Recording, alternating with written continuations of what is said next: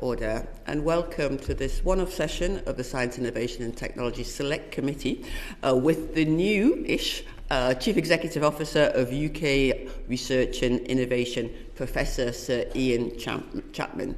Welcome. But before we do begin our questioning, I would like to thank the many members of the research community who have contacted me and other members of the committee over recent days, expressing their deep concern at potential cuts to some areas of research spending. Now, I and the rest of the committee, I know, share your concerns, and this is one of the many pressing issues that we will be discussing with Professor Sir Ian Chapman, which are facing UKRI, and as such we will be exploring them this morning. But first, Ian, let me welcome you again. We're really grateful for the opportunity to scrutinise UKRI under your leadership. You received your PhD in 2008, I believe, and less than 20 years later, you are responsible for for the majority, over 60%, I believe, of the UK's public spend on research and development. So can I just ask you to introduce yourself to the committee, and just briefly, because we have so much to get through, but to introduce yourself to the committee, say a little bit about your background and what you bring to the role, and outline, again briefly, maybe a minute or so, your ambitions for UKRI. Okay. So thank you for having me. It's a real pleasure to be here. So my background, I studied maths and physics at university. I then did a PhD in plasma physics, and I did that whilst working at the UK Atomic Energy Authority. I joined there as a graduate and moved through, I think maybe the only person in the organisation that's ever worked at every grade in the organisation. And so I went from graduate entry to chief exec, doing a whole range of different things. I joined as a theoretician, as a sort of mathematician doing theoretical physics. I then moved into computational physics. I then moved into experimental physics, then did some operations and running big experiments, then moved into sort of commercialization and thinking about how we might spin out technology, became one of the directors of the organization and ultimately the chief executive. And it was a really fabulous journey because I could stay in one organisation but get exposed to all of those different things, which is a joyful thing to be able to do. I was chief executive there for 9 years. The organisation is different to UKRI, but similar in other ways. So it is another non-departmental public body. It has all of the same governance constraints that operating at UKRI has. But it is single purpose. It was doing one thing, which was to develop fusion energy and make fusion a commercial power source. In UKRI, having made the transition, we now do almost everything, so we're incredibly broad. However, I do think that the different skills that I've picked up during my career have immediate applications to UKRI. And indeed, the one thing, the most attractive thing about joining UKRI was bringing together the push to advance knowledge, so curiosity-driven research, with improving lives and driving growth. And I think those three tenets of sort of commercialisation and impact to the research, actually making a tangible difference to people's lives, and also underpinned by advancing our knowledge of the world, that is what makes UKRI special, the fact that we do all of those things across all of the disciplines. You asked me for just a word on vision for UKRI. I'll be very brief on this. The government, and to be honest, the previous government and the one before that and the one before that, recognises that underpinning a lot of our social problems in the country is the fact that our economy has been flatlining for a long time. And so economic growth is at the heart of the government strategy, I think personally, very rightly. But if you're seeking above average growth, and you know, compared to our G7 peers or our G20 peers, you typically have to have some sort of differentiating asset. If you're a company and you're competing with other companies and you want to grow faster than them and grab more market share, you have to have something which differentiates you, some asset which makes you different. And that's true of countries too. And typically for countries, it might be that they have critical minerals, or it might be that they have oil and gas deposits, or it might be they have lots of land. Usually it's some sort of natural resource which differentiates. We have none of those things, right? We don't have cheap energy, we don't have any of those things. So what is it that differentiates the UK when we're seeking above average growth? And really the only thing I could point to is our research and innovation base, which per capita, pound for pound, is best in class. And I really do believe that if we are going to seek above average growth, that is our asset that we need to sweat. It is latent at the moment. I think it's underexploited, but it is fundamental to the success of this country, and that's why I took the job, because I think it is future of the country. Yeah. Thank you very much, Ian. And you can hear that there was appreciation of that approach and the centrality of science and innovation to the government's key ambition of growth. And as part of that, our public funding for science has been is changing under Lord Vallance, and we have the new bucket system as well as cross-council activity emphasised. What in practice does that mean for UKRI and its delivery of programmes, and what feedback have you had from research councils on these changes? So fundamentally, UKRI has always done these three things. So it has always invested in curiosity-driven research, which advances our knowledge. It has always invested in applied research, which is fundamentally about improving people's lives. And it has always helped. We heard a great example from Rose. We have always supported companies to start, to scale, to grow in this country. Right? So we have always done those three things. My view of the bucket system, and I'm a complete fan of it, is that provides clarity about how you link from mission to spend. I'm a big believer in the statement that don't tell me your strategy, show me how you spend your money. And I want UKRI to be transparent about how the money goes from mission to delivery. Yes. Previously, when money came into councils and was designated by discipline rather than by output, it was quite hard to tell how you were going to achieve those outputs. And for some subjects, let's take artificial intelligence, I could have taken life sciences, there are many things I could have taken. Literally every single one of the councils was putting money into a programme on artificial intelligence or on life sciences, including, economics and social science or arts and humanities. They were still investing in those areas. And that meant that it was pretty hard to see the coherent programme for AI or for life sciences or for national security and defence, etc., right? By aggregating all of that spend into one place with one programme board, and a rainbow team from around the councils, we put that in one place, we then have greater coherence, greater clarity, greater transparency about how the money gets to output. But I think perhaps most importantly, I can also delegate responsibility and accountability to a person.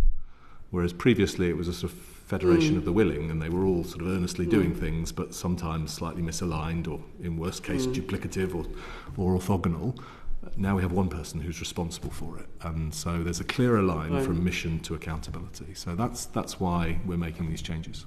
Thank you. And as a committee, I know we are very supportive of increased clarity and transparency, and I do want to dig into that a little. I just want just as one part of, and particularly as I'm having, George has been Science Minister, I've been Shadow Science Minister, I think we both say that following the money has been very difficult when it comes to science spend. So this is certainly a step forward. I just one point of clarity. So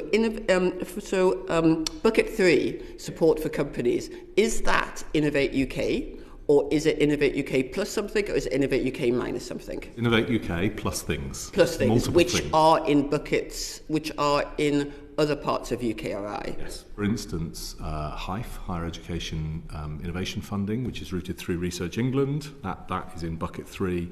Various knowledge exchange, translation, commercialisation schemes that we run, that would be in bucket 3. So that there are other things which make it up. Yeah. The whole of Innovate UK is in bucket 3. In just going sort of deeper into that, One of my concerns is understanding what this transformation, and it has been described as a transformation, and you set out your ambitions for it, in funding actually means, and how it compares to funding in previous years. And we have asked the department to give us inter-year sort of comparison. So if we are spending, you have told us how much we're spending on, say, on bucket 3 now. How much were we spending on bucket 3 previously? And we have been told that comparison isn't possible. Can you explain why? I can have a go. It isn't possible because Sorry? It isn't. Well, it isn't possible. It is possible, of course, but it would be a lot of effort and a lot of sort of backwards bookkeeping and having to attribute things to that they were never coded. There was no metadata for it, so we'd have to put a lot of effort into it. Which personally, I think we should be transparent going forwards and say how we're aligned going forwards to our mission. It's very difficult to do because of the way that previously money was allocated by discipline rather than by output. And having to try to work out how you would ascribe money that was attributed through councils to these buckets would be a difficult thing to do. My analogy for this, which is a terrible analogy, but I'll go with it, is sort of like asking how long would it take to get from A to B on the train if you completely redid the rail network? I mean, you'd have to follow different routes and take different routes. And so because the accountability and the delegations and the routing of the money is just fundamentally different, we've totally changed our ledger approach. Doing that like-for-like comparison is not really possible. What I would encourage you to do is to hold us to account on transparency on the way going forward. I have a real issue with that. Our job is to scrutinise spend.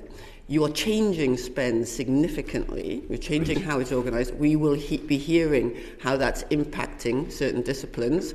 And we have, as a committee, we have no way of holding you to account for the change in spending because we cannot see how you were spent. You cannot see what the impact of the bucket approach is because we have nothing to compare it with. That's true and not true. So at a macroscopic level, the split between the buckets, we believe, is basically the same. So if we look backwards, and as I say, this is high level. We haven't gone into the granularity. But high level, our best estimations of attribution is that spend previously would have been about 50% on curiosity-driven, 25% on applied research, 25% on helping companies to scale. More or less the same split as we're proposing now. So the attribution between buckets doesn't really change. There's actually 4 buckets, and you've done 50, 25, 25. Correct. So there's a 4th bucket. Sovereign missions. But the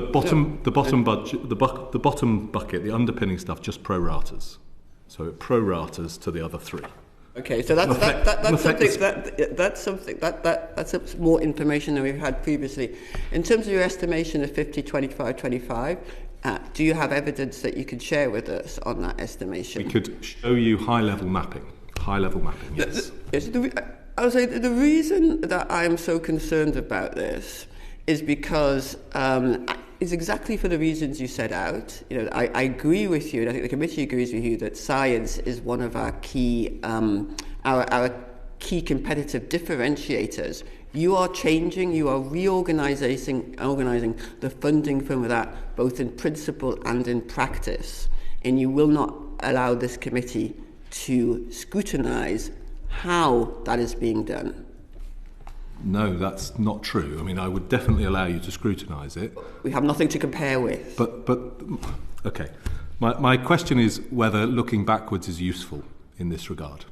I mean, people would have contended, myself included, that, and you said it earlier, that the previous system was not very transparent for how you could get from mission to outputs. Given that it's not very transparent, it's very hard to unpick this. What I'm trying to do here is be very transparent about the way we're going forward in the future, and I'm very open to scrutiny over the way we're allocating money. But that means you're starting from a point where you say it's sort of ground zero, and everything is going to get better from where we are now.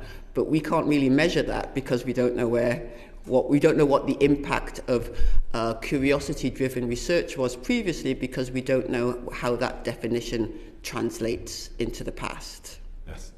So we're sort of giving you a pass from where you are now. I'm very happy to show you this high-level mapping, but I would say a lot of things done in research contribute to all three buckets, right? That's indisputable. If I said to you, all of the money that we spend on quality-related research, right, that is for sure contributing to all three buckets. It represents 10, 11 billion of our spend, right? So it's going in multiple different directions.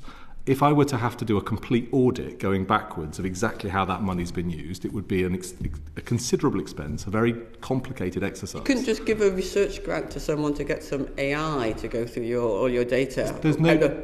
I couldn't, at the moment, if I had to back-analyse how universities have spent their quality-related money over the last few years, I couldn't do that easily. I'd have to ask them all to do a detailed mapping exercise. It would be an expensive and complicated process to do. You have the data on each grant that has been given from UKRI. Sure. Yeah. And you know who it went to. That bit's the easy part. You can't attribute... That bit I could do. But you can't attribute as to whether that was... That's exactly how we made our starting position for the allocations between the buckets, was that sort of mapping of our side. You know what money is going to whom, so, but what you can't do, you're saying, is attribute as to whether that was curiosity-driven, growth, industrial strategy-driven, or... Correct. So I could tell you the subject, I could tell you the recipient. I've got to say, I would have thought a good large language model would have been able, or small language model would have been able to address that. But let us come back to. I would ask you to come back to us with a better, with your high level estimates that you have, yes, and a better, a more detailed explanation of why more detailed. Comparison, so that we know where you're starting from, is impossible. And the reason that's highly relevant is my next question, which is about why are we having these cuts? We're not having any cuts. I don't understand. There's a lot of misinterpretation of numbers in the press. Let me explain very clearly what's happening with the STFC budget. The STFC budget today is this much, right? And the costs of running it is this much too. So costs. Let me see your hands again. Costs, right. So budget's here, costs are here. Right. In the future, budget is here. It's flat. Right. It's not going up. It's flat. Not cut. Budget same. Our forecast, the expenditure, is that the cost is going up. The cost base is going up for three main reasons. One, inflation. We use a lot of electricity in our big experiments in STFC, and that has driven up costs and will continue to drive up costs.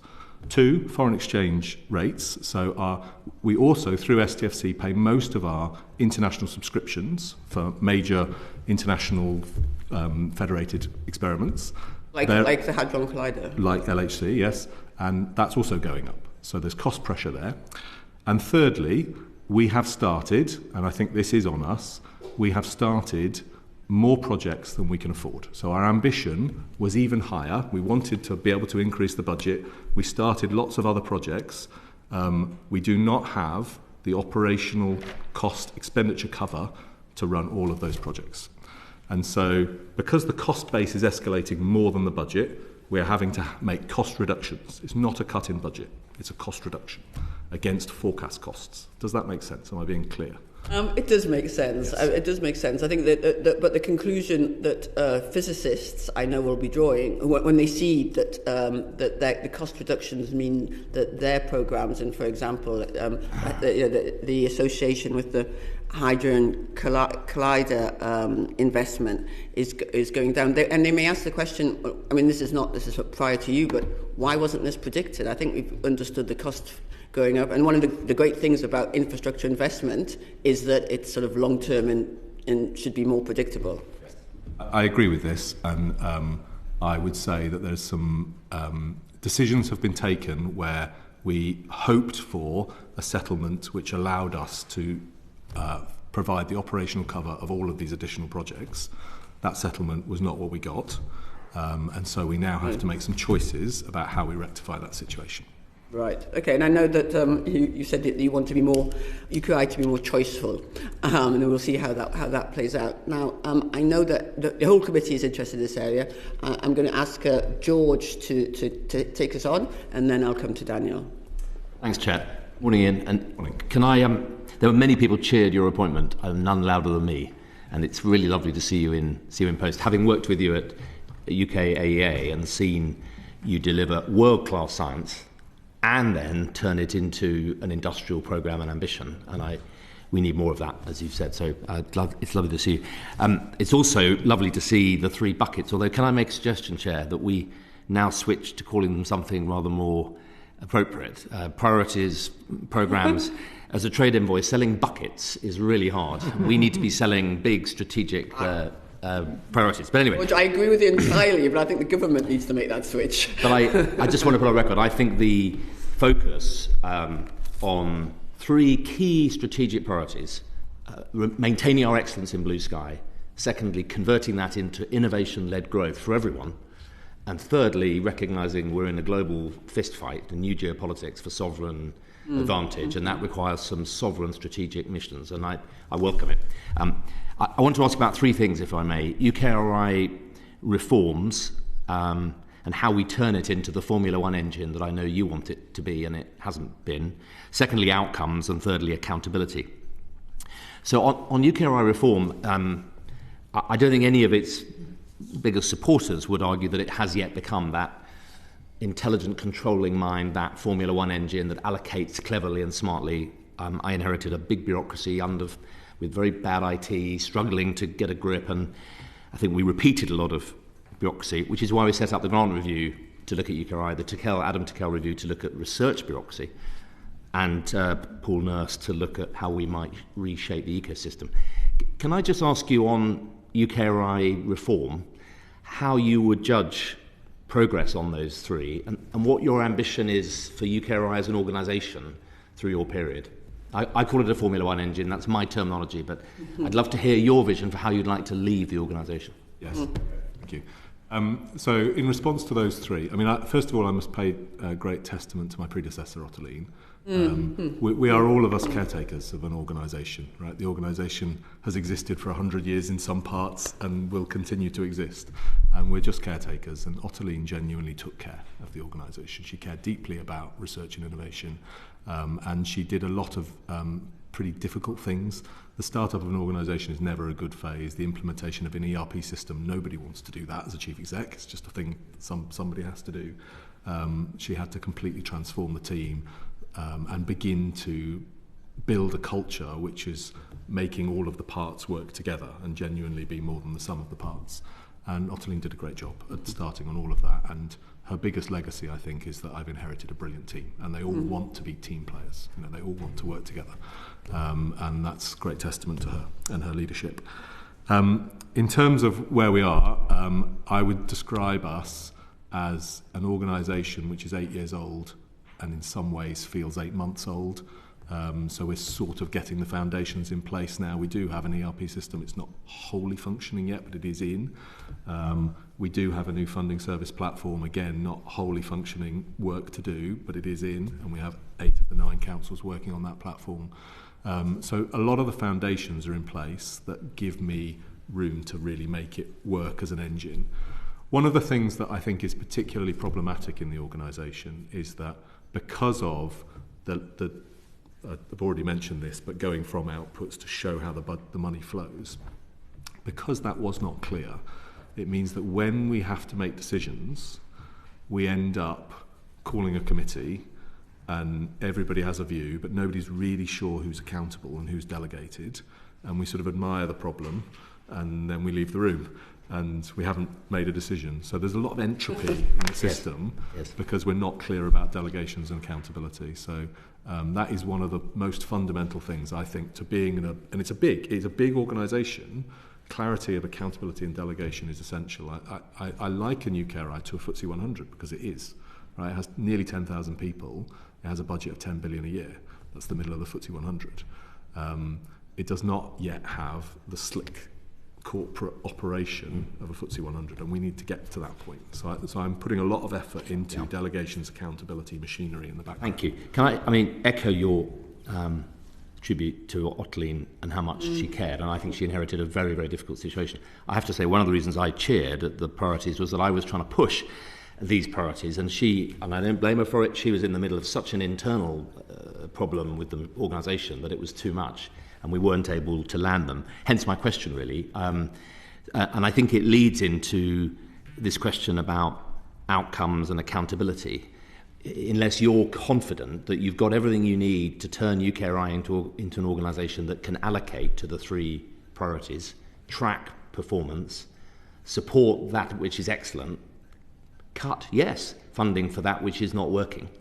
Unless you've got those internal control mechanisms, it's just PR, isn't it? And I'm really keen to give you a chance to say on the record, if you want a Formula One engine to do that, we need more of X, Y, Z, or we need less interference from the Treasury, or we need whatever it is. What do you need to really deliver it? I am totally cognizant of the fact that I'm running a very large non-departmental public body, and we have the privilege, and I believe it is a privilege, to spend 10 billion of taxpayers' money to get a return for the economy, to improve people's lives, to drive growth. That is what the electorate want from us, right? And we need to be clear-eyed on our mission and actually focus on delivering those outcomes. I do not think that it would be appropriate for there not to be oversight and control from Parliament and from the Treasury and from the government when you're in that position. So far, I've felt nothing but complete commitment and support from our department and from the Treasury and from Number 10. So I have nothing to complain about. Excellent. Well, that brings me then on to my second question around outcomes, which picks up where the Chair started, really. If I've understood, let's just check, the three priorities: research excellence, discovery science, growth, R&D, and strategic sovereign missions. Can I just ask you, and we've had excellent sessions with the Minister and the Secretary of State, how you would encourage, how you want to be judged, what you think the real outcome metrics are. So on research excellence, it would seem to me it's quite easy. It's bang for buck, are we winning more Nobel Prizes, winning excellence? That's quite easy to measure, I think. Interesting question, what's our ratio of excellence to mediocrity? Is it better than others? We're going to have to be better than others. Secondly, growth. Very interesting that, lots of metrics. The Secretary of State, to my view, admirably said, it's very simple, how much private investment are we pulling in return for this very substantial public R&D? I agree, I think the committee agreed, and she took away an action to come back to us on, hopefully working with you, on how to measure it. And then on strategic sovereign, we accept, I think some of that is a bit secret squirrel, some of it is defence related and perhaps other committees. So can I just pick up the growth one? It seems to us, we've done a lot of work, there are big growth sectors, life sciences, clean tech, agri-tech, AI, that grow way beyond the rest of the economy. The industrial strategy is quite high level, but we're hoping you've got more of a sense internally of where that growth is. And places, clusters. So are you on the journey to being able to map and report to us, look, of that growth money, the Permanent Secretary told us it was of a year 14 billion blue sky, 7 billion growth and 18 on sovereign, whatever the number is, how you're doing against the Secretary of State's test of, are we pulling in more money? Yes, so all of those things we have clear metrics for. We have a balanced scorecard. We publish that every quarter. I'm very happy to share that with the committee if that's useful to you. Yes. But I do agree, frankly, with the thesis that the types of things that we should be held to account are inward investment, how much money do we pull into the country, what leverage is there from partners, how many jobs do we create, do we, and then so those are sort of hard numbers, and then there's also the more slightly anecdotal but also real, where if you're starting up, like, I don't know, let's take Norwich, it's a great example, the cluster at the Norwich Research Park. If you're starting up a company in food science and you could be somewhere else in Europe, you think, well, actually, moving to Norwich is the best place for my company to succeed and to grow because of that aggregation of competence that exists in that region. And we should see that sort of inward movement of companies that provide more jobs, and you can measure the pounds and the inward investment, right? So that type of narrative is also really valuable. But fundamentally, the thing that I would like to be held against more than anything is that I'm spending firefighters' money, I'm spending nurses' money, I'm spending the public's money. We are here in service of the public, right? And I would like the public to feel more and more and more that research and innovation improves their lives, improves the economy, and improves their economic opportunity. I agree with, can I just replace feel with see? I think they need to see it. They need to see the numbers, and they need to see it in their localities. Norwich, can I just pick you up? It's a very interesting example. When I insisted on taking the department in UKRI on a 29 cluster tour around the country, each time, you may remember, I asked for a map of where the UKRI investment in that cluster place was, Innovate UK, where they were supporting companies, and DSIT, where it was supporting projects. It was like pulling teeth. UKRI could produce Excel printouts of which professors and, but there was no sense of geography of place. UKRI could tell me which companies they'd given money to, but they didn't have any information on what other companies there were there and whether it was a cluster or not. And DSITs were pretty arbitrary and quite political. Where are you on the journey because to support you, we'd like to be able to have annual reports and say 3 priorities, funding's going up, clearly allocated, and it's working. Norwich is a good example. It's had a lot of science. I've done my bit to pull it in. It hasn't been very good at turning that into companies, unlike, say, Glasgow, which has been a poster child for turning, some good R&D into Europe's #1 satellite city. So these clusters are very different. How are you going to be able to measure where the money allocation is working? Yeah. This comes to the root, actually, of one of the behavioural changes that I do want to bring to UKRI, which is that previously I would contend that the way we've made investments has been somewhat transactional and slightly tactical, and I would like to elevate that to having more strategic long-term relationships with places, with mayoral combined authorities, and also with our delivery partners, with universities, with companies, where they know that there's a continuity, that there's a commitment on our side, that is the place that we do a thing, and we're really going to really support you, so that they can then put match and investment into that, not thinking, oh, well, we've got a grant for 3 years, but I don't know whether it's going to continue in 3 years' time. So hence the question, I totally agree, the first question about UKRI. Do you agree with me that where we want to get to, I appreciate it may not be by 4 o'clock today, but as quickly as we can, is all of us to be able to tell the public and the world, look, by sector, we're investing, it used to be 3 billion a year in life sciences. Now that's roughly 700 through the MRC, what you might call blue sky, 1.5 through NIHR, which you might call applied, and then some other which was growth related. And we used to do, but I used to be able to answer that question. In other sectors, we couldn't. Don't you agree with me that it would be really helpful to be able to know what those 3 numbers are by the key growth sectors and by the key first 10, 15 clusters?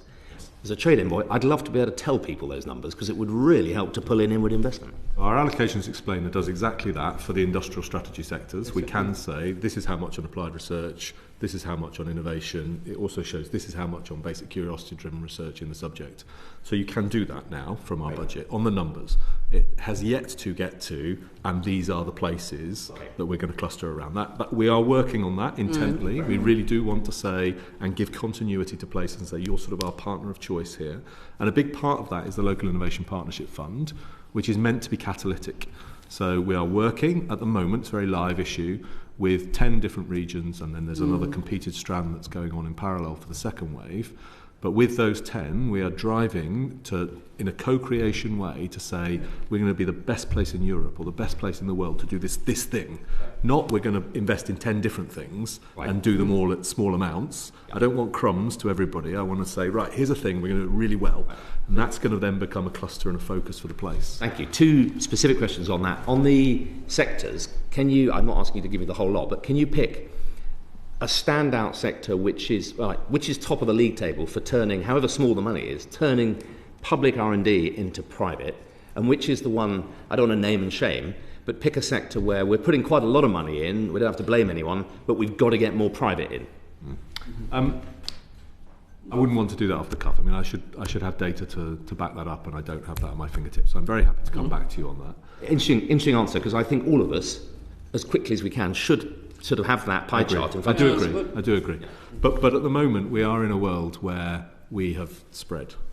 So it's a bit hard to point to those examples, because let's take life sciences. We've spread life sciences money all over the country, and that might be the right answer, it might be, but it's worth really thinking carefully, is that the right answer? Is that the best way to get economic return? We're supporting discovery science everywhere, but should we be clustering more of the application? Should we be clustering more of the innovation and startup and scale-up money around places, which we're not really doing at the moment? So that's very live in UKRI. We're working hard on it, but no answer yet. Could I ask, when do you feel you may be able to come back to us with, not the final answer, but a decent, presentable draft of the allocations by sector and place? Certainly this year. So this year? Done. Published. Peter, walk you through it, but that information exists. By place, end of the year, we should be in a position to do that. Can we make an appointment, Chair? I think it'd be really good to hear that. Can I just come into accountability, the last bit, because there's a huge amount of money, as you say. You're in a chain of accountability within UKRI. Research Council's accountable to you, and then you to Treasury and DCIT and rest of government. How does that work? When I was Minister, Ottoline and the Chair would come into the department. The Chair would refuse to meet me because I was the junior minister. He'd meet the Secretary of State. Ottoline would meet me. It's not ideal. And they were quite resistant to this conversation. Surely now, with these priorities, we need a serious quarterly... do you present to Cabinet? I mean, what's the mechanism for government to make sure that they're giving you every support you need to drive this? Yeah. So within the department, I meet our Science Minister on a fortnightly basis. Lord Valence. So very, very closely in touch with Lord Valence. I regularly meet the Secretary of State and speak to the Permanent Secretary, and almost daily basis to our Director General. And then regular contact with the Treasury, have met the FST and the CST multiple times in the process of setting up our allocations. So I really do feel a strong support from Is the NSTC, which we set up, the National Science and Technology Council, to give this the Cabinet level leadership, still meeting? And do you have a chance to present to Cabinet how you're doing on the three priorities? I couldn't answer the question of how frequently that meets, and I have not presented to Cabinet. Okay. Thank you. Could I just lastly ask about the Chair? Is there a plan to appoint a new Chair? It's a key job to give you support, and would it be full-time? Any plans, timetable? Very live. The advert is closed. So the current Chair, Andrew's term, ends in the end of June. The advert is closed. I understand that the department are in the shortlisting process at the moment, with interviews planned towards the end of this month, I believe. Again, obviously not my appointment, it's my boss, so the department's appointment, but that is my understanding of the timescale. Okay. Is there anything in our inquiries you'd like us to help push and support to help you drive this very exciting agenda as quickly as it needs, given the global competition? I think the thesis of your questions is exactly on the money. How we make choices. I reiterate that when we make choices, I'm not talking about do we do life sciences, or do we do things which affect national security, or do we do the creative industry? Surely we're going to do all of them. It's within the creative industry, what do we really do? I don't want us to try to do everything and to try to spread our money everywhere. We have to own the fact that we are a medium-sized economy, not in a big trading bloc. That's what we are. We have an amazing asset in our research and innovation base, as I said, latent. But we will only exploit that asset if we focus on a few things and do them really well and be the best place in the world to do them, not if we try to do everything. We're not the US, we're not China, we're not the European Union, right? We're not. And we have to really focus and be clear-eyed about things which are going to give us the biggest return. Right. So within the creative, be choiceful. Within life sciences, be choiceful. So I would very much welcome coming back to you in the future and you holding me to account on, are we actually making choices? Are we being deliberate in what we're doing? Not the chance what are we stopping? Yeah, but you are. I think you've made a powerful case for innovation-led growth. Yes. And that we would love to hold you to account on how we're doing, because the economy needs it. Thank you very much, George, and absolutely to echo that, we will be looking to hold you to account on on the innovation and the growth in a hopefully in a constructive way. I'm also very pleased that you kind of explained what you mean by choiceful, because that was a term that's been used, and that element of prioritization really.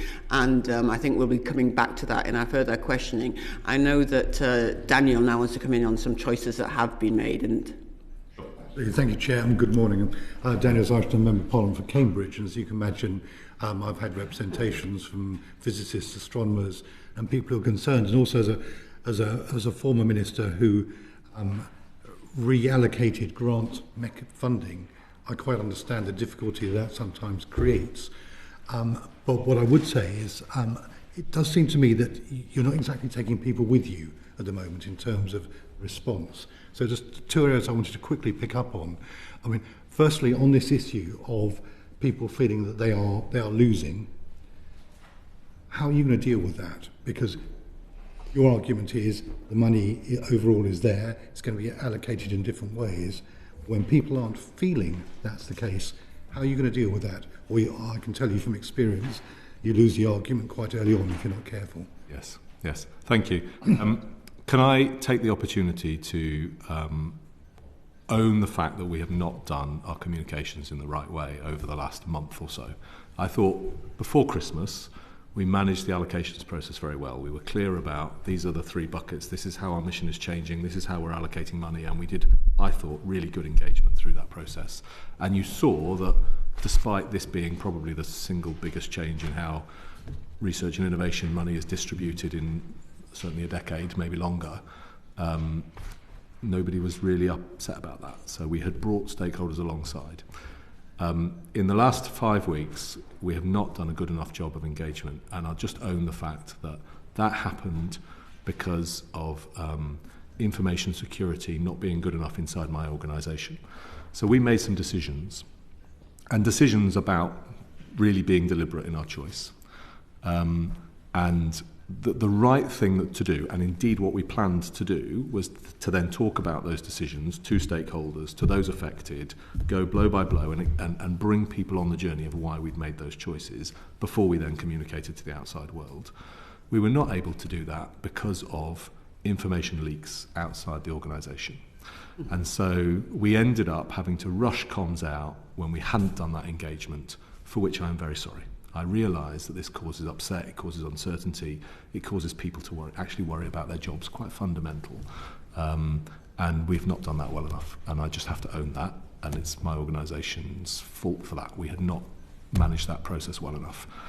You have my commitment that that was not the intent. We do it better next time, I promise. Again, I have huge sympathy because I recognise the situation, but what I would say is I think it's really important you invest in it, and you may want to go back to our earlier discussion about investing some money into explaining how it used to be spent, because that will then probably give people reassurance that it's not as stark as it seems. So, do you mind if I interject? So I totally agree on the thing. When we're making a big choice, when we're saying that's a thing we're now going to deprioritise, I totally agree that we must be able to, in an open book, say this is how it used to be, this is how it's going to be in the future.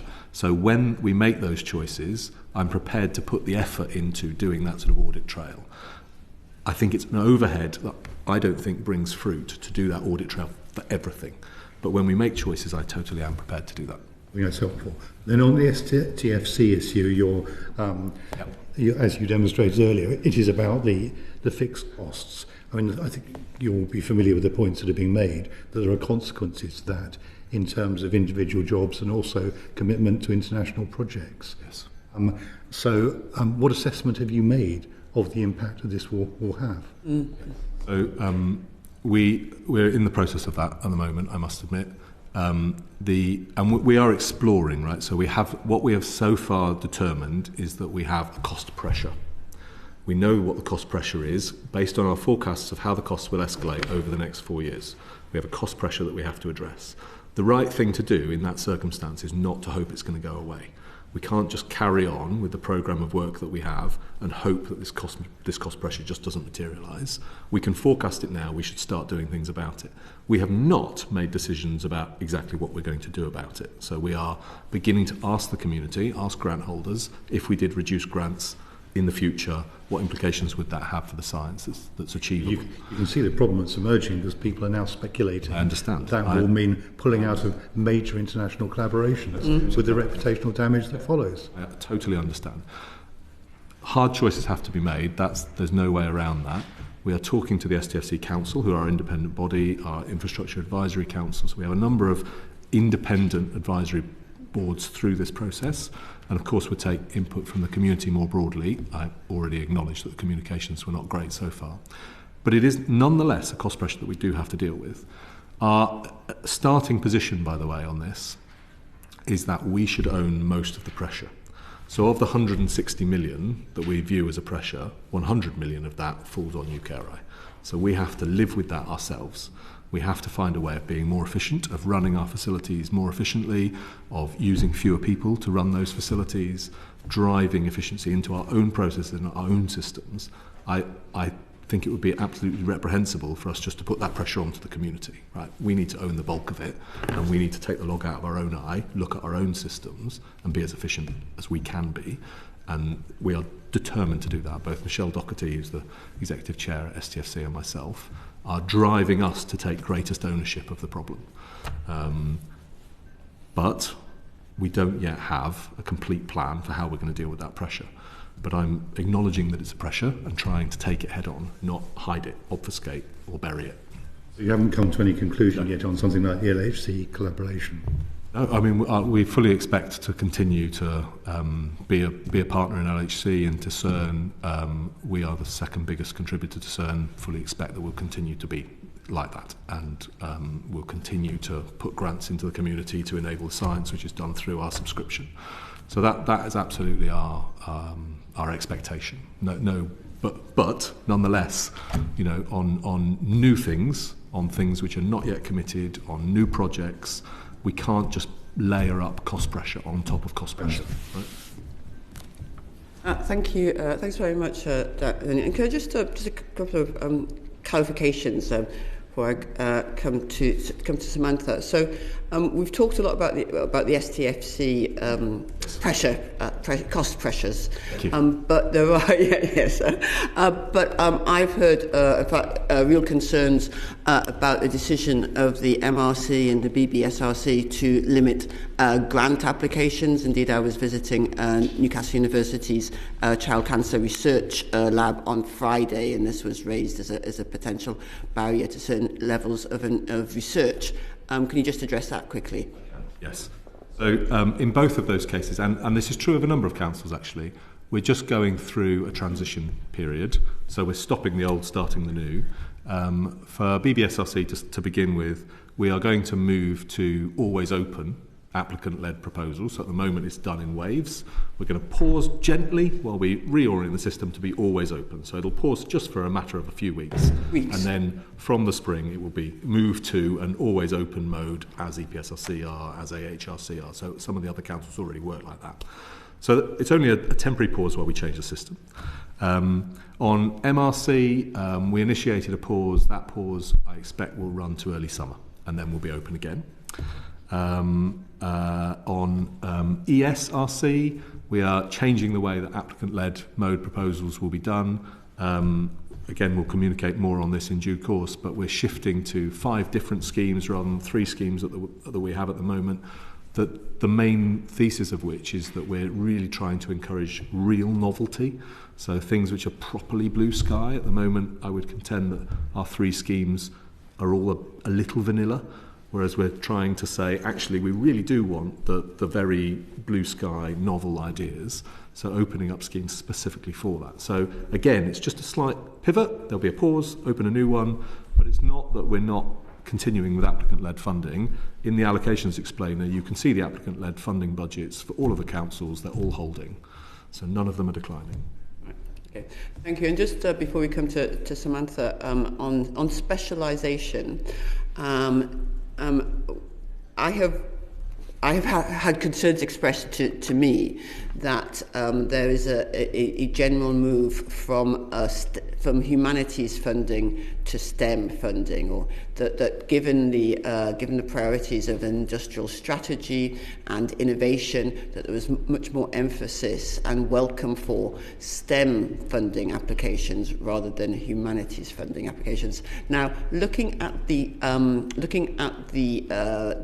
budgets for the research councils, I can see them increasing over the spending review period, but again, we can't. But can you just talk to the value, briefly, to the value of humanities funding and UKRI's choiceful approach to humanities and STEM? Yes.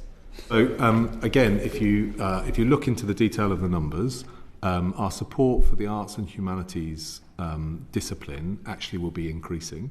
And it increases reasonably significantly, about 20% over the course of the spending review period.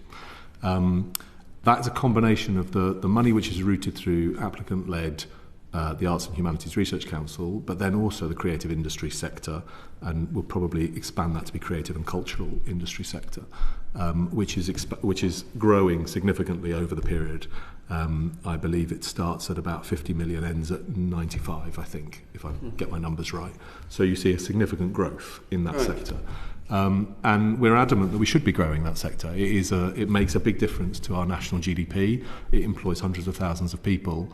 It is a growth sector where the UK has a prominent position and has big market opportunity to seize greater share. So we absolutely should back that sector, and you see that in the budget. So the budget is increasing for that sector. Great. Thanks very much. Samantha? That's quite a nice segue into my question. Hello and welcome. I am doing some work with a woman called Lee Jackson, who is trying to get the comedy set the attention it deserves. And in fact, funnily enough, last night she was up till 3 a.m. doing an application to Innovate UK, her third time and hopefully third time lucky, because part of the challenge is when you look at the creative catalysts, the drop downs are advertising and marketing, animation, architecture, arts and culture, crafts design, fashion, film, TV and video, games, publishing, music and radio, visual art, photography, and comedy doesn't show. And I know that might sound like a joke to use a pun, but actually when you look at the value that can come from social prescribing with comedy, when you look at the contribution to comedy to our GDP, it is not insignificant. And if they don't appear as a drop down, if there's not an option for comedy, it means that they can't apply for grants. And a prime example of that was during COVID. It was really hard for some smaller venues to get support them through not being able to deliver in small venues. So I suppose one of the asks is, and we have spoken to ministers about this, might that be something that UKRI could consider as a separate drop-down? We've spoken to the Arts Council of England about it, and it feels like there's an onward battle, but if one organisation could go, yeah, no, we recognise it, the rest may follow. Yeah, can I take that away? I don't know the answer to that. Okay. And it could be that the team would say, well, actually, if comedy could appear in multiple different layers and you could just go through the routes that exist. But if you don't mind, can I take it away and come back to you? Yeah, thank you. Thank you. Great. Thanks very much, Samantha. Lauren? Lovely, thank you, G. Welcome, Ian.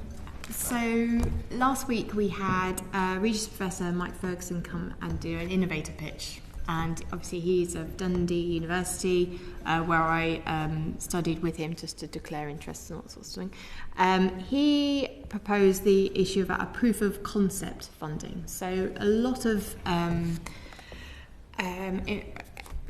investment from UKRI, £20-30 million into different research propositions, into experiments. And then it gets to a point where it's ready to go to industry go, can you just do these last few experiments, 250k something, and then stand off and then nothing happens and then it dies. Is there an interest in this proof of concept funding? You've mentioned it before, but is that you're looking to expand that? Yes, we are expanding that, is the short answer to that. At the moment, I don't think that we help companies to sort of signpost into the right place to dock into our systems. We have I think 14 different schemes that industry could participate in, which is hard to navigate your way around. So we are simplifying that. We're going down to 4. The bones of those 4 are joint research, where industry and us will put money in to do some research and probably co-own the IP, right? Then the second thing is where we look to, does this, what we call impact acceleration, but does it look like it's got commercial application? So you do some very early feasibility studies. If that's going well, then we go to what you're describing as a proof of concept, these are usually quite small sums of money. Yeah. These are bigger sums of money, where you're then looking at ticket price of a few 100,000 or maybe even 1 million. So we are setting up a proof of concept scheme, which is live at the moment. That will be 40 million to start with, but it's a thing that I really hope grows. So I hope that we begin to see real success from the first wave, and then we'll be able to put more money into it in the future, is my aspiration. And then the fourth scheme is, actually Rose mentioned it earlier, is skills, helping entrepreneurs, helping founders develop their skills, helping them on their own sort of personal growth journey. So we're very keen to support the development of high-quality entrepreneurs in the country as well. So those are the 4 schemes rather than 14, and we'll come up with nomenclature which is consistent across the councils, and then be able to communicate more about that in the future.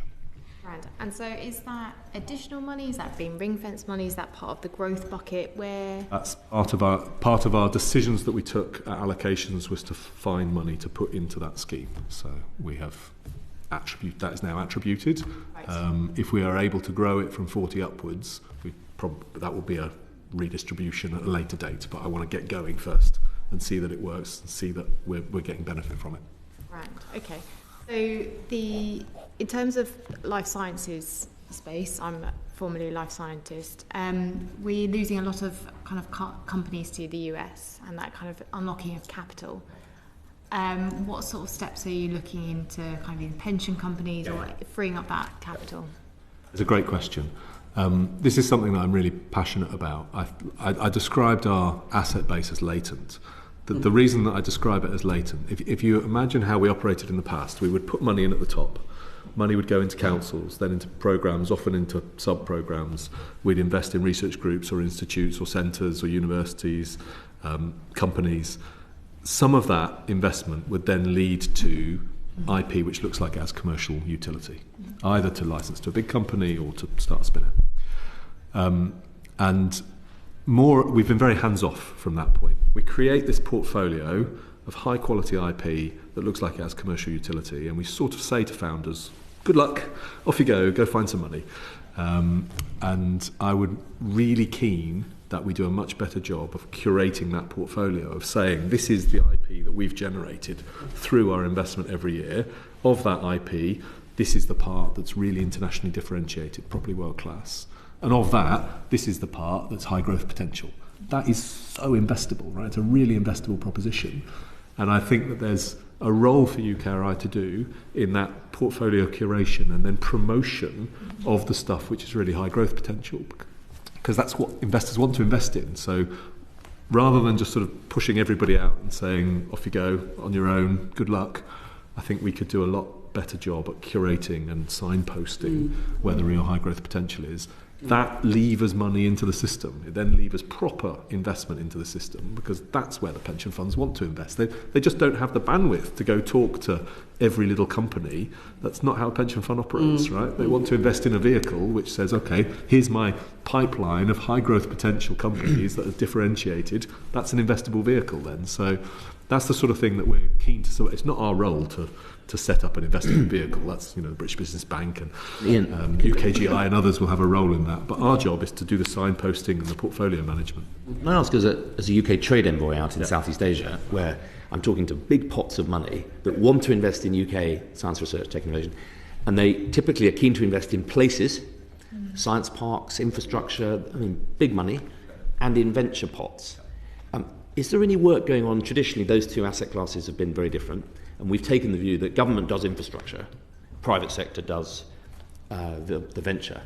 Is there any work going on to see how we might attract more global money into our infrastructure base here, science parks, to relieve the pressure on your budget? Yes. So that happens, but it happens not really because of us. I think it sort of happens So Harwell is a really good example, or indeed Cullum, where I do know about the fact that we now have joint ventures, or Daresbury, where we have joint ventures set up with a partner who provides financing, we provide the land, we do that in a concerted way, where we are looking at how we use our assets as attractors to companies and then leverage the private money to start building out the campus. But it is compartmentalised, right? We're looking for an investor into the campus, the fabric, the buildings, and then separate investors who might put money into the companies that use that asset. Yeah. That might not be wrong, right? That might not be wrong, but equally there are investors who want to bridge and want to sit in both classes, right? And we should absolutely, I do think there's a big role for us to play in helping to do that. I would contend that UKRI has not really played in this space anywhere near as much as it ought to have done in the past. Right. No, thank you, George. So, where is the front door? So we've got a lovely company, spin-out company from the University of Sussex. I've got an amazing quantum something, which is amazing. It's like 1 million times better than the nearest competitor. They are struggling to find a front door. They do not want to sell to the US. They want to keep it here, but there's just nobody to engage with. So what you're saying sounds interesting. When will the front door be available? So for each of the industrial sector, industrial strategy sectors, so I get my words right, where we have now allocated money, not through councils, but separately as a budget line. For each one of those, there will be a programme board, which is formed of everybody which I would describe as skin in the game. So government departments who either have a policy which matters to this or put money into it. They'll be sitting around that table, that programme board. That programme board has a chair, who is one of my executive chairs, responsible for that industrial strategy sector plan. In quantum, it would be Charlotte Dean, who's the executive chair of Engineering and Physical Sciences Council. So Charlotte would be the front door. So she would then have a team which is made up of all of the councils. STFC people will work on quantum, Innovate people will work on quantum, EPSRC, Research England, but they all work together, all to one person. So it's Charlotte in that case. So that would be the best front door to use. Now, it's a great, I pick on quantum. I think in quantum we have got a really clear strategy. We're going to say, we're not going to try and do everything. These are the things that the UK is really good at. Those are the things we're going to invest in. That is a programme that's been going on for 10 years, and it has led to really internationally differentiated companies who are properly good in that space and a very investable proposition. So it is one of the examples where that work has happened really well, and it has been already a proper programme with STFC and EPSRC and Innovate UK really working together in a coherent way. It's sort of my poster child. I'd quite like all the industrial strategy sectors to be like that. Okay, brilliant, thank you. Can I just turn back now, just a bit? So I'm interested in when you're saying about exploit the asset, and I think we're talking about our talented researchers and scientists. And there is an ambition to make world-class people and careers, making UK the top destination for talented people and teams. We want innovation talent. Wonderful. The issue I have, I suppose, is how are we making sure that we are growing our own talent within the UK so that we've got the sovereign capability of our own talent in the UK to participate and to take advantage of these amazing opportunities. So, do you know how many of our PhD fellowships are taken up by British students? I couldn't tell you the number off the top of my head, but I know it's declining. Yeah, and I just wanted to just flag with you some of the concerns that have been raised to me about the point now the competition is so grand, which is great. Now looking for a master's as an unofficial, you need to have a master's in order to do a PhD programme. Now that obviously puts in a huge amount of barriers, and for somebody like myself and many others that there's no way would have been able to afford to do a master's in order to do a PhD, is this putting a disadvantage to our British students? Have you had a think about, or just sort of like, how can we address this? Yes. So I'm acutely aware of this. It is something that we are working with. I would describe it as an evolving policy situation. So we are talking to our department, we're talking to the Department for Education with some ideas that we have that might help bring more British nationals into the PhD cohort, particularly for sectors where national security and defence, quantum, AI, sectors where we do want to grow our domestic cadre of PhD students. That's not negating all the benefit that you get from international PhD students, right? You want the best people. I've used this phrase to George before, but I think if you're world class, you have people from the world. Sort of the definition, right? There's no Premier League football teams that are just made up of English people. So you do have to attract the best talent, but at the same time, you shouldn't do that to the degradation of your national cadre of people. So we recognise the issue is something that we're working hard on, but I don't yet have a policy which addresses it, but people do recognise it does need addressing. I should just address your first question, which is, do we have a clear way for protecting the growth of that talent?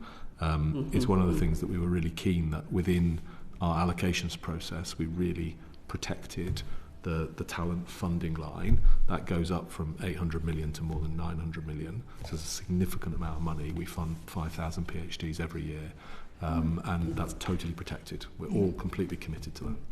So just sort of looking at the strategic sovereign capability, and our amazing USP for Britain is this amazing infrastructure and people. And just sort of thinking about the world-class talent that we've got coming here, and they are brilliant, and I've worked alongside some incredible people, and I've had that privilege. They then do leave, and it's a case of how do we make sure that we have retained these strategic sovereign capabilities when other countries may well want to poach, and we've seen that one. So it's just sort of having an eye on actually our British students, ensuring that the talent that we have here is recognised and taken forward, and from any background. Yeah, this is a slightly churlish answer, but I think that you attract talent, both UK nationals and foreign students, when you're doing the most exciting things. When you are running projects and programmes which are the best in the world, actually it doesn't matter the genesis of the person, they will want to be involved in that programme. So I think the incumbence is to be doing the best, most exciting programmes, and then people will come. Whether they're UK nationals, they'll stay and not take more money from the US, or actually whether they're international students that are coming here, they come here for the work. They come here for the excitement of the programme. So that's the biggest attractor. Yeah, so that's very interesting. And the problem, though, it falls to recognise that there are different barriers for different people. And there are some incredible women that have had to give up their careers because of maternity and making the choice between having a family or having a career, waiting for tenure, or those sort of things. So how are we ensuring that actually we're not losing lots of really amazing people because of the inflexibility of grants? Yeah, so I would contend that our grants enable all of those things. I mean, we obviously don't employ PhD students. They're employed by universities and by institutes and centres largely. Our grants don't place any constraints on that, and indeed we try to encourage as best we can processes which allow people to take career breaks and come back, people that are coming back from a career break into a PhD, people from diverse backgrounds. So we're totally supportive of all of that. If you've got ideas that you think we could implement that would help do that in a better way, we're all ears. But we really do recognise the issue and try very hard through the different schemes that we have and the grant conditions that we place to enable that as best as possible. It's very hard to get back in. I understand. And that Daphne Jackson are brilliant in that space. The fact that we have 2 or 3 year grants and you cannot pause science when you have a child, or both male or female, you have to eat into research time, was the reason I chose to leave research, because I didn't think it was fair to the research. Right. How can we pause science so that actually you can come back afterwards with that time still intact, because you're just eating into it? Yep. Again, I mean, are you happy for me to take that away and come back to you? I recognise the issue. Yeah, I'll pick up. I'll just follow that up, because I think it's really key, this question of our fellowships and globally competitive fellowships. When Minister went to see the Fraunhofer Institutes in Germany and met a British woman. She was in 29, she'd done a postdoc at Oxford, absolutely world class, and she'd gone there, and I said, why? And she said, well, they've offered me a 10-year fellowship, fully funded. Sorry, it was the Max Planck Institute, a choice of any of the 80 institutes, a technician who comes with me for 10 years, and a research grant. And I said, tell me, was there anything about Germany? Did you have any links to Germany before you came here? She said, no, I wanted to do that in the UK. But we don't have a fellowship offer as strong. And it always seemed to me, how do we be a superpower on a shoestring? Get the best people when they're young. So I really echo this, and I wonder, Ian, if there's one of the metrics could be, how competitive are our fellowships for bright young research scientists? It gives stability, doesn't it? So the Future Leaders Fellowship Scheme is not 10 years, but it's 7 years. So it does give you continuity for 7 years, and you can do career breaks and things within that 7-year period. And it gives you extra support for additional things around you. It's not just your salary, but it's things around you. And hugely competitive, but brilliant people that we get onto that scheme. How many of those do we have? I couldn't tell you the answer to that, George. I have to go and Is it look. sort of roughly 50 a year or 500 a year? No, more than that. Let me find out, but into the hundreds now. What is the gender breakdown on those? And I think As to that either, but yeah. again, happy to take it away. I would say it's noticeable that, that in your responses to Lauren, there isn't a kind of the level of passion and proactive action, if you like, on this key issue of diversity of our research talent. I'll be honest with you, that I've heard from other witnesses that have come here to give evidence. You say you recognise the issue. How concerned are you about doing something about it? It's absolutely a big part of my job. I mean, we can't do anything without people. So, I know, but the diversity of the people, the diversity of the people. Without that, you don't achieve anything. I'm completely committed to that. The organisation, I was very proud in the organisation that I was previously to have got my executive to be 50-50 male and female. And we had 70 different nationalities within the organisation. We were hugely multicultural, and much to our credit for doing so. Okay. I find already that exists in spades at UKRI. Again, it's 50-50 gender balance on my executive. I find people from all over the world, and much to our credit. And Ottoline did a fabulous job at that. On the point about returners to research, so many people will take a spin out, set up a spin out, and then try and come back into research, and it is quite hard when you're applying to Medical Research Council or these other different councils to then go and explain why you want to then come back. And there does seem to feel like there's a dogma of once you leave science research, that's it. And how can we start rechanging that? Yeah, I mean, it's tricky, and of course we're not wholly in charge of that, right? We're not the employer for most of these people.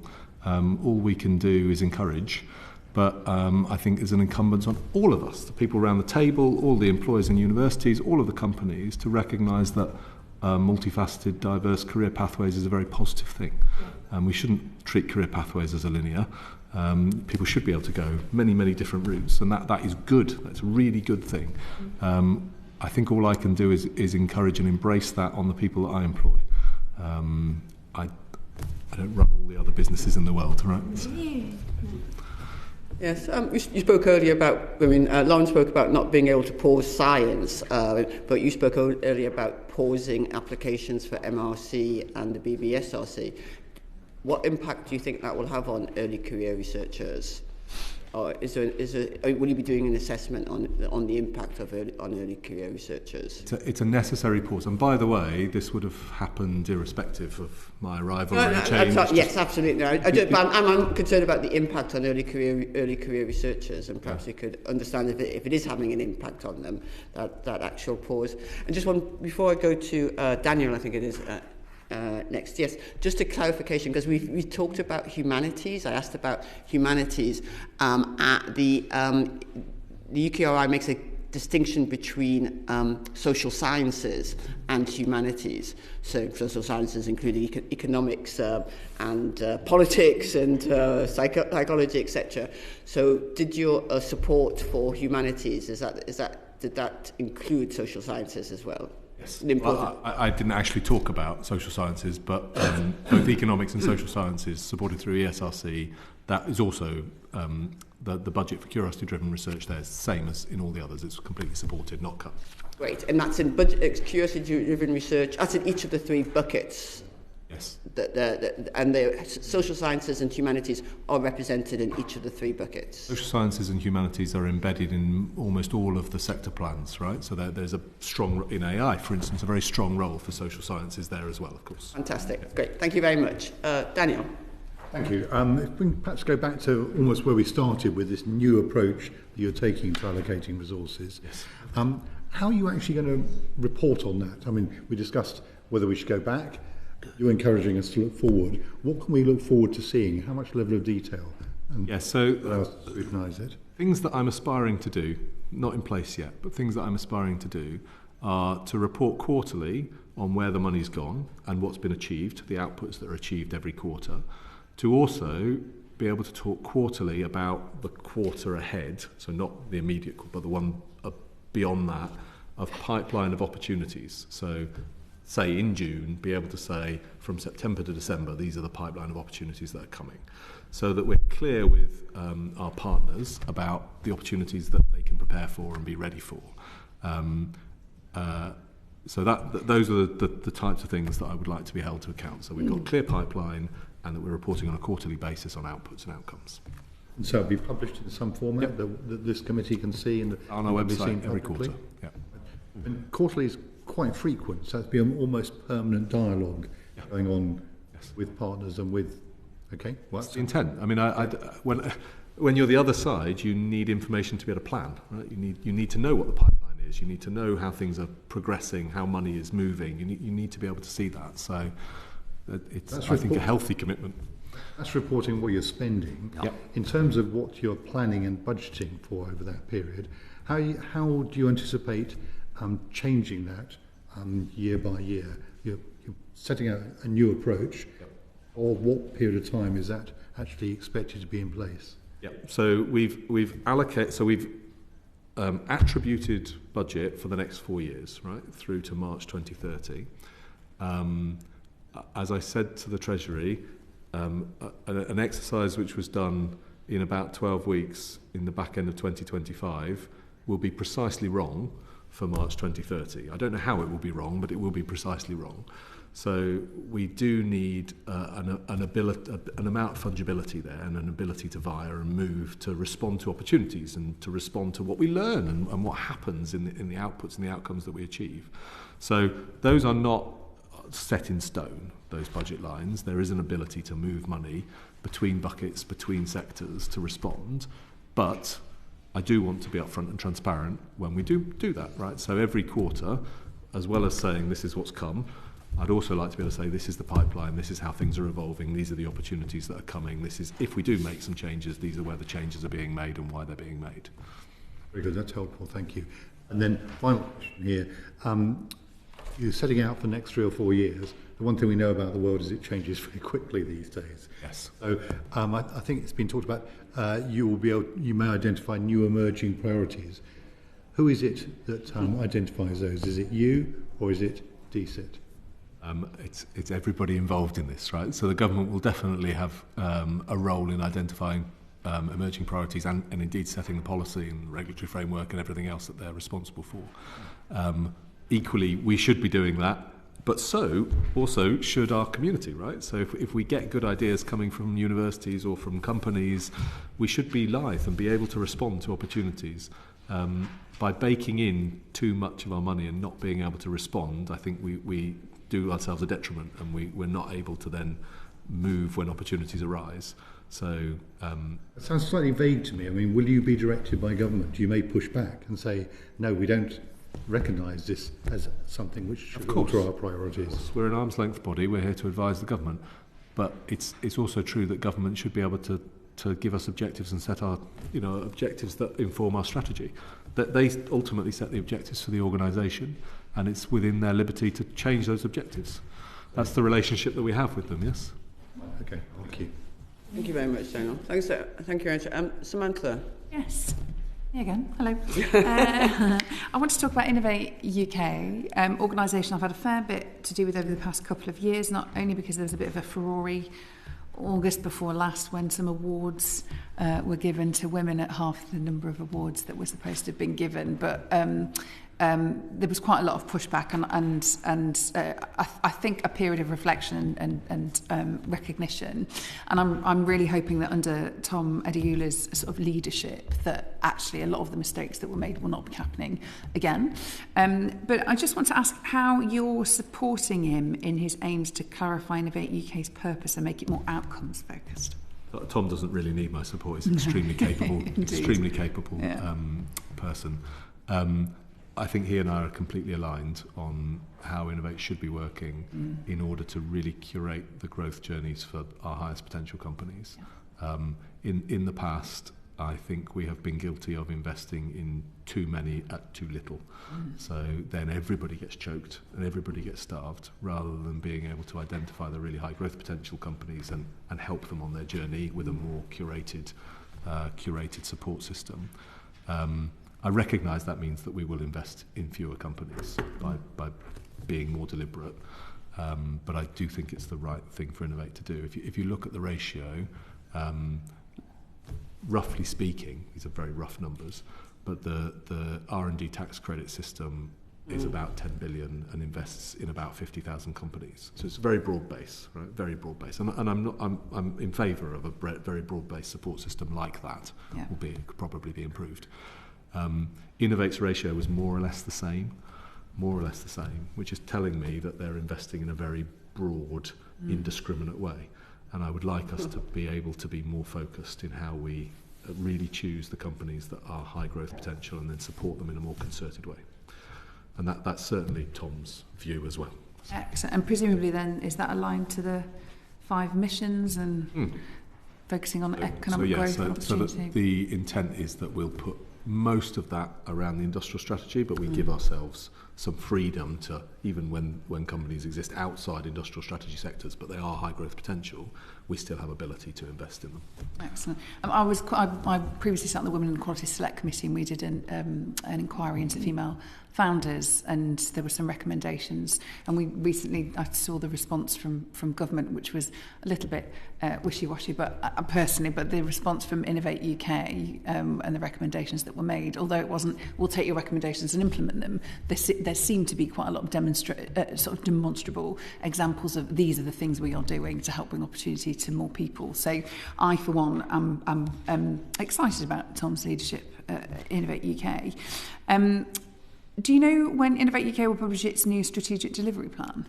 So the intent is that we actually were commissioned by Secretary of State to write a new strategy for UKRI, top level.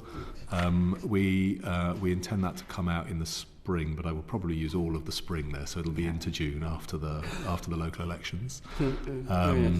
And alongside that high-level strategy for the organisation, the intent is to publish delivery plan as well for everybody, all of the councils, a delivery plan at the same time.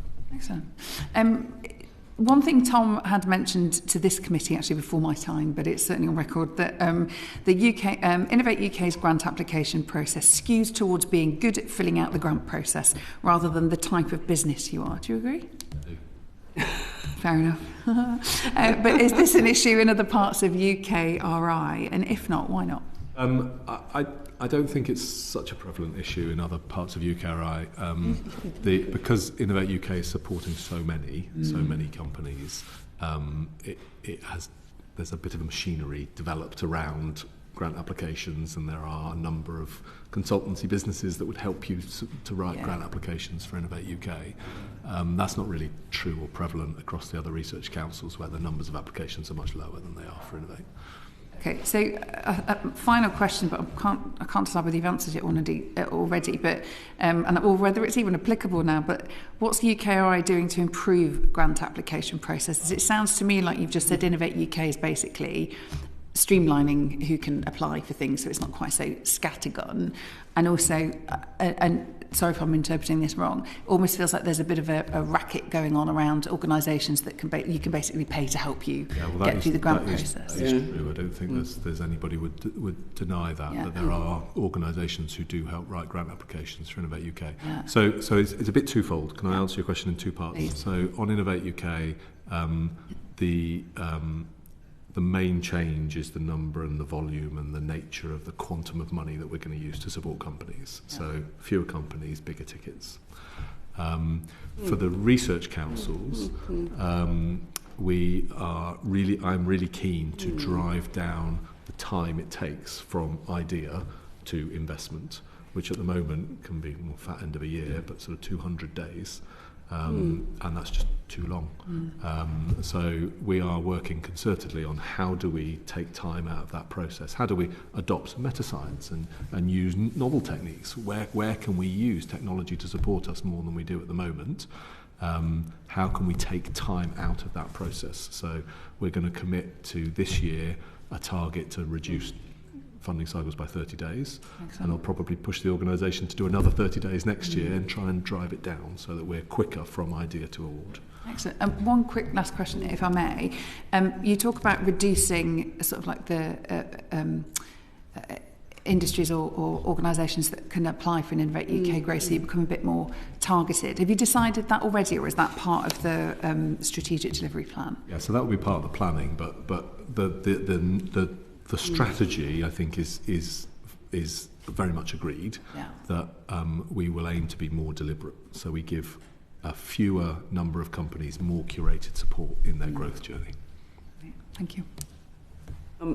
Thanks very much. So we've got about 10-15 minutes left, and keen to talk about Horizon Europe, a number of issues to raise on that. Just following on from Samantha's points, a couple of questions of clarification. So did you say that you are looking to have more curated support for companies, or to target companies with larger amounts, which might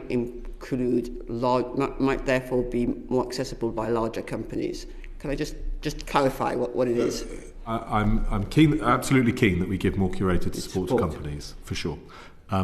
The ability to do larger awards comes from doing fewer companies, right? So at the moment, companies sort of cap out that Lauren, you were talking about it earlier, that we struggle to bridge. A company might say, well, actually, to go to the next phase, I need a bigger ticket, I need a bigger lump of money. And we end up creating this sort of valley where they can't get across because we can't give a big enough investment. So by doing fewer, we're then able to go to bigger. Now that's not suggesting that we're all of a sudden going to just invest in multinationals, right? That's for exactly. Sure, that's for sure you got my question. Yes. So the short answer is no. Small companies, as we heard from this morning, will still be accessible. That's fantastic. That's great. And then I think we were all very pleased to hear that measuring the returns on public investment in innovative companies, and is that going to be reflected in a kind of? I think we were promised some kind of a dashboard in terms of how many companies are being invested in, and how.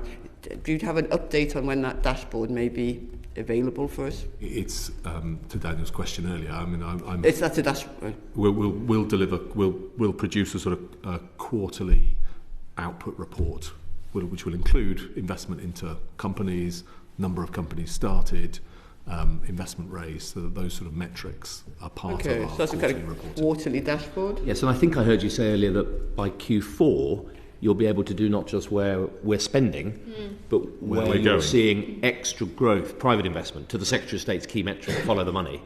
That's the bit that we haven't been able to get our hands on. Aspiration. Right. That's our aspiration. Right. That's great. So okay, fantastic. And then we've heard about the level of return on investments in innovative companies, and we've also been very impressed by the level of tech investment. Can I ask you, to the extent to which UKRI's portfolio is likely to be impacted by an AI bubble bursting, and what work you are doing to address, I'm not going to ask you to predict it, but to address that possibility, which would have an impact directly, and then the possibility of contagion for capital access generally. I think the risk for us is more what you just described in the second half of your question there. It is a sort of contagion risk of capital becoming more nervous of investment. Our investments in AI sort of fourfold, maybe five if you include skills, but we will make investment into novel, transformative things, narrow models, edge models, things which are, it's earlier in their genesis, but could take over market share in the future from the sort of large language models that we have at the moment. We'll invest in helping in particular industrial strategy sectors. So, for instance, the Turing Institute is very much focused on national security and defence. So we'll look at how we apply AI to sectors like that, and then we'll also help companies on adoption. So sort of like a catapult model, trying to help companies to utilise tools to improve their own efficiency and their own effectiveness. And in parallel, we'll invest in the infrastructure that underpins all of that and the skills that underpin all of that. So that's the nature of our AI investments. Now, to your concern about sort of inflation of valuations of companies, we're not hugely exposed to that in the UK because we don't have many of those companies that are getting very high valuations. Where most of our money goes is into next generation technology. So I see the risk more being that there may be a contagion risk that investment capital might be more nervous about investing into some of those companies that are born from our investment because they're exposed to some of the big valuations at the moment, which may go downwards, right? So we just don't know. Does that answer your question? I think you're saying you're aware of it, but you don't know what the impact would be. I don't think hugely exposed. Okay. It's more the contagion risk, I think, that I would worry about. Great. Let's come on to Horizon Europe. Now, firstly, 2 points on Horizon Europe. They're changing funding models and our association with it, and I'll deal with them one by one. Now, in terms of their funding changing funding models, it's related. So from Horizon FP9, which is where we are now, to the next one, Horizon FP10, we're looking at a sort of doubling of European Union or Horizon funding overall, and they where we have buckets, so I think we agreed that maybe they should be priorities. Horizon has pillars, and in FP10 they're looking at sort of their pillars map onto our buckets more or less, and they have 25% on excellent science, 43% on competitiveness and society, and 22% on innovation. Are we aligned to their spending sort of evolution in your view? I would say that yes, we are actually, because whilst the fractions that I described earlier, there's two factors involved in why I would say that the alignment of the content of the three buckets versus the three pillars is very comparable, but the fractions, whilst they may appear different, of course UKRI is not all of government R&D spend. And the vast majority of what is spent by the departments, by other government departments, goes into bucket 2. Right. So actually, when you look at the whole of the R&D stack, bucket 2 is the biggest bucket. And UKRI, whilst half of our budget goes into curiosity-driven, we're sort of the only place that funds curiosity-driven. So we have to be the guardian and the protector of that. Okay. The other thing which is important to remember is the leverage. So you get almost no leverage on curiosity-driven research. Then you get some significant leverage on applied research, and then once you're at the point that companies are starting and scaling, you get significant leverage. So lots of private capital to come to match our pounds, so lots of additionality there, which means that the total system is obviously a lot bigger. Those are very good points. It was raised with me that for Horizon, companies, businesses could apply for any of their pillars, whereas for UKRI, companies could only apply for Innovate UK grants. Yes. Is that the case? That is the case. Why is that? It's the way that we run our eligibility. So Yes. you know we fund a dual funding support system in the UK, and if a company were to bid for curiosity-driven research, they could register to become eligible for that. And if they went through the eligibility checks, they could then bid against it, but we only fund at 80% full economic costs, so they would have to provide match funding into the system. Nothing actually stops that. There's no preclusion, but they would have to. Okay, so they apply could, through but eligibility. they could, but they don't. Yeah. So between FP9 and FP10, there's a doubling, almost a doubling, from 14% to 22%. Actually, no, an increase of 50% in innovation for Horizon spending. Obviously, as in our previous discussion, we can't say that for UKRI spend because we don't know where we're coming from. Innovate UK. Innovation has had under framework between Framework 9 and Framework 10 for Horizon. Innovation, the third pillar, Innovative Europe spend has gone up from 14% to 22%. So proportionally, that is actually it's an increase of about 50%. Can we say whether that's happened for UKRI funding? We could do that. It would be. I mean, when I come back to you on the details of the high-level mapping, the spend on innovation is actually quite easy to map because it is largely the Innovate budget, the HIFE budget, some of our proof of concept money. So that is actually quite easy to match. Great. And it's rising, but it's not rising to that extent. That extent. Okay. I think when you come back to us, I mean, on the inter-year comparability, if you could do what you can do, and then say to us how much work would be involved in doing more, that would be helpful. Okay. Now on to Horizon. Could I actually just pick up that point on Horizon? We're going on to Horizon Association. Is that what you want to? To ask about the Horizon pillars. When I looked at the three, the fellowships are clearly seem to me essential, world class, and we have a lot of Horizon fellows. Pillar 2, the industrial, Rolls-Royce had a couple of contracts, but there wasn't a lot because we don't have such a strong industrial base. But Pillar 3, the innovation, where I was expecting to see a lot of UK companies, it's quite academic. It's set up in a way that for a small SME with 5 or 6 staff who are not very good at filling in academic grant forms, it was quite difficult, which is why I tried to set up a concierge to help them. Is there anything we can do to help UK SMEs get more access to that Pillar 3 innovation money? Yeah, indeed we do. I would contend there is more that we could do to help with that. So we do have a small, very small team in UKRI who do help with signposting opportunities and helping people to form collaborations and connections that allow them to bid into Pillar 2 and to Pillar 3. You're entirely right that we're doing really well in Pillar 1. We're the second largest recipient behind Germany. We're not in that position in Pillar 2 and Pillar 3. And so we are doing more to signpost, but there is quite a rebuild time on that because, as you appreciate, when you're bidding for a fellowship, you can pretty much go like that. When you're having to, first of all, form collaborations and consortia and reinsert our companies into that process, there is a lag. Well, that's one of the sort of the key questions about with regard to our reassociation with Framework 10 is that we have been very good at getting the return on our investment for Pillar 1. For Pillar 2, we've been sort of middling, and for Pillar 3, we have been pretty bad. I think to George's question about what we can do more, how does that influence the decisions about reassociation with Framework 10, and what conversations are you having?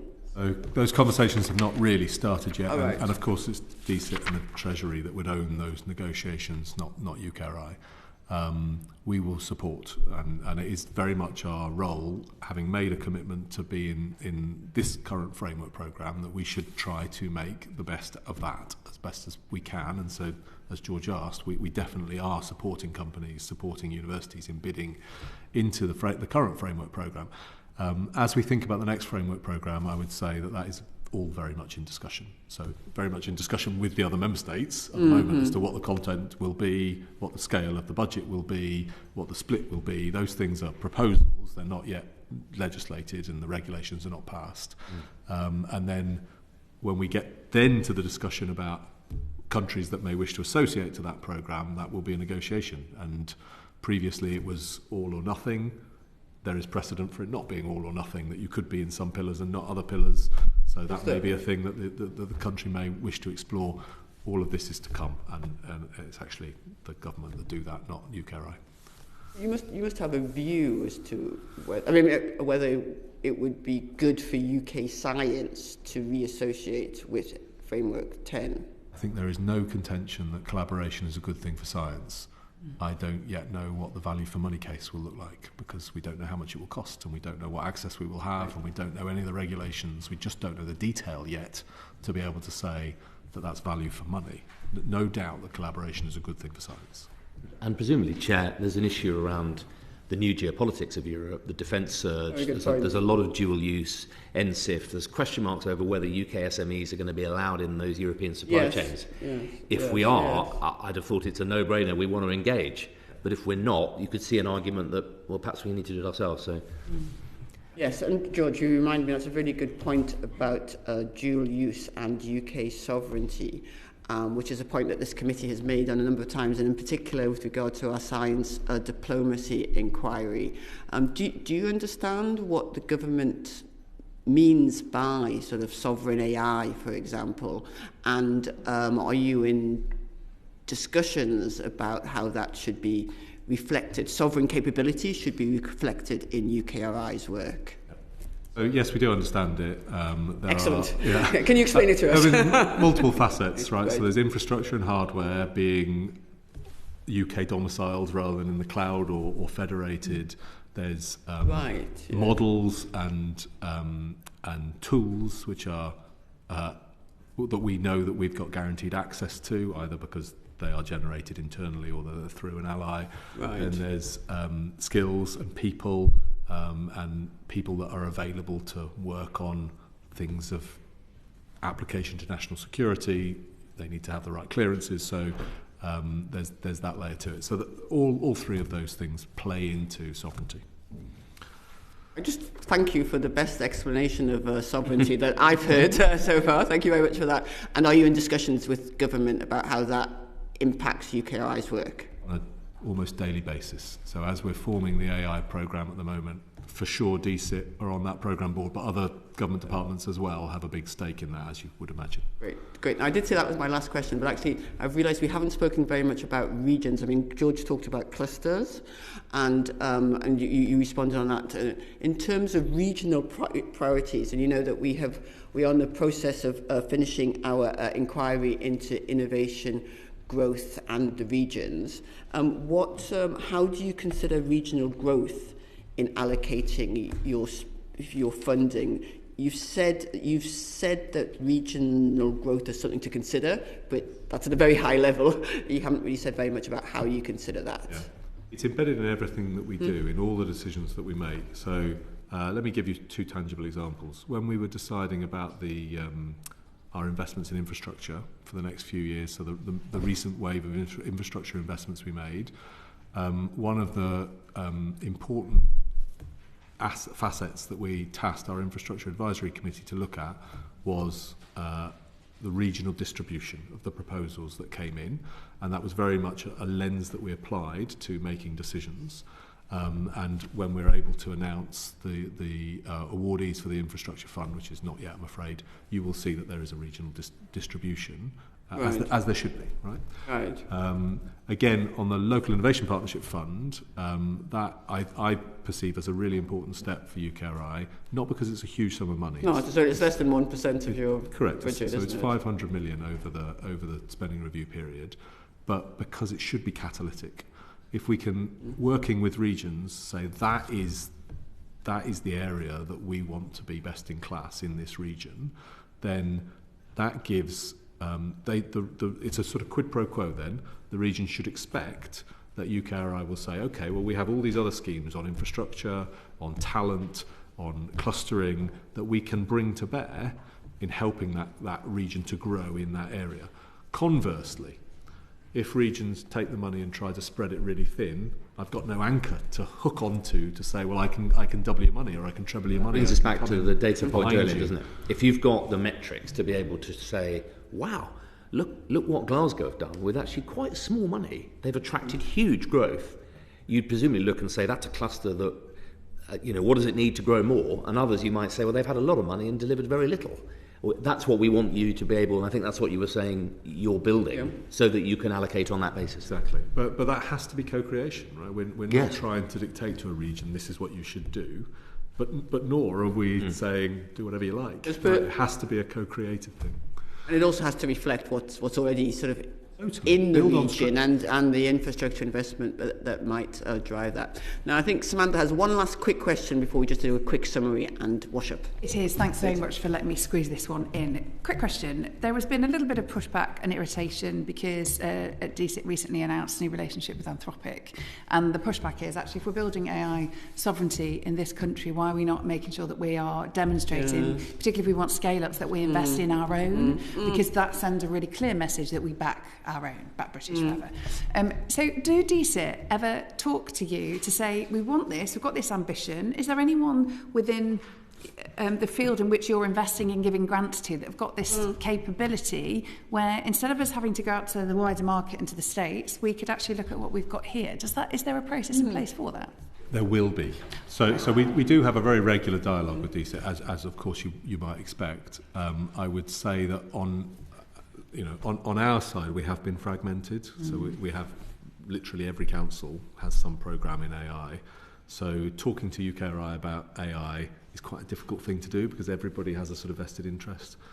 By bringing the budget together in one place with one responsible owner and one programme board on which DSIT will sit, then we should be much more concerted and transparent about where our investments can then feed into wider government policy. That is really, really comforting to hear, because at the minute I think it depends on who's got the deepest pockets and lobbies the hardest. So to think that we could invest in our own is fab. And also, as we're in the process of a huge digital transformation of public sector and government, the procurement of innovative AI is such a key driver for investment and having an understanding of sovereignty and sovereign capability in that procurement is, I hope, that's something that DSIT can, through GDS perhaps, can inform on. But that's obviously that's not UKRI, but I hope you're in talks with GDS about that. Great. Well, Sir Ian, we've kept you longer than we planned to, but I think that reflects both the interest around the committee and also the wide understanding and vision that you have for UKRI. And I really want to thank you for spending the time with us this morning. The clerks will summarise what we have agreed today in terms of what you'll come back to us on. But I just want to reflect back to you that that we've had a lot of discussion about outcomes and metrics, and that you've committed to come back to us with more detail on the metrics and the sort of the roadmap to get there, the priority, particularly around the three buckets or priorities, as I think we're going to call them now, George. And anyway, and how that reflects clusters and sectors. We're expecting a quarterly report / dashboard sometime before around June, July. So we're looking forward to those sort of deliverables to the committee to build on the excellent contribution that you've made this morning. Welcome. Thank you. Thank you very much. Order.